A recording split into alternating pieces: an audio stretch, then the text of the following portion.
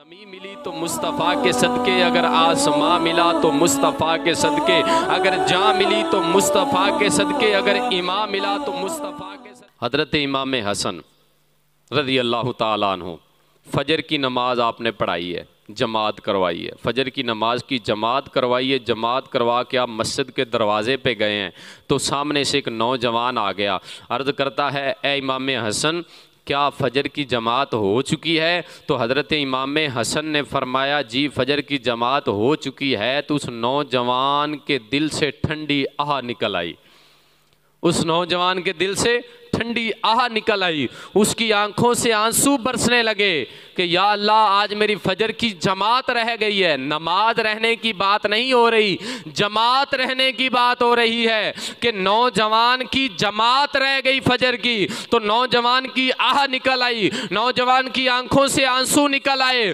तो आज साला साल हमारा नौजवान मस्जिद की तरफ नहीं आता, लेकिन ज़रा बराबर अफसोस भी नहीं होता, ज़रा बराबर सोचता भी नहीं है, ज़रा बराबर उसको ख्याल भी नहीं आता कि साला साल गुजर गए हैं, मैं अल्लाह के घर की तरफ नहीं गया तो मेरा क्या बनेगा, मैं कल को क्या मुंह दिखाऊंगा। खैर हज़रत इमाम हसन ने जब उस नौजवान की आह सुनी, उस नौजवान की आंख से टपकता आंसू देखा, तो हज़रत इमाम हसन ने फरमाया नौजवान क्या मेरे से सौदा नहीं कर लेते? इमाम हसन ने फरमाया नौजवान क्या मेरे साथ सौदा नहीं करते?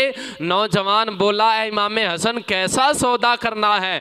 तो हज़रत इमाम हसन ने फरमाया मैंने नमाज जमात के साथ पढ़ी है, तूने जमात के साथ नहीं पढ़ी, हम सौदा कर लेते हैं। तूने जो नमाज जमात के साथ ना पढ़ने के दर्द के अंदर, जो जमात के साथ तूने नमाज नहीं पढ़ी और तेरे दिल के अंदर दर्द उठा और दर्द की वजह से तेरे मुंह से ठंडी आह निकली है और आंख से आंसू बहा है, इमाम हसन ने फरमाया ये अपने मुंह से निकली ठंडी आह मुझे दे दो, मैं अपनी जमात का सवाब तुझे दे देता हूं। नौजवान ने कहा मुझे सौदा मंजूर है।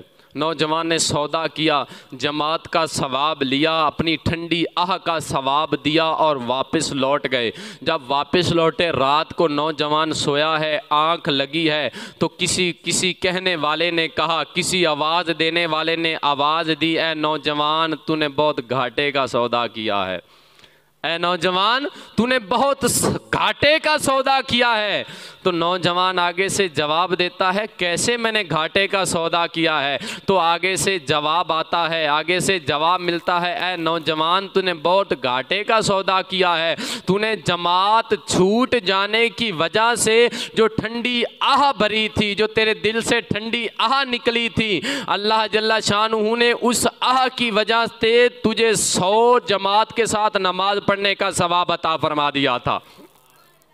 तुझे 100 जमात के साथ नमाज अदा करने का सवाब अता फरमा दिया था, लेकिन तूने सवाब गवा दिया, तूने सवाब ज़ाया कर दिया, तूने सौदा कर लिया, अपनी आह दे बैठा है और जमात का सवाब ले बैठा है। तो नौजवान की आंख खुली, सारी रात तड़पते गुजर गई। जब फजर में मौज़न ने अजान पढ़ी है, अजान की आवाज़ बुलंद हुई तो नौजवान दौड़ता दौड़ता मस्जिद की तरफ आया और इमाम हसन को आके अर्ज़ करता है इमाम हसन मैं अपना सौदा कैंसिल करना चाहता हूँ, मैं अपना सौदा वापस करना चाहता हूँ। तो इमाम हसन मुस्कुरा पड़े। इमाम हसन ने फरमाया नौजवान मैं जानता हूँ तू सौदा क्यों वापस करना चाहता है, जो ख्वाब रात को तूने देखा है वही ख्वाब मैंने देखा है।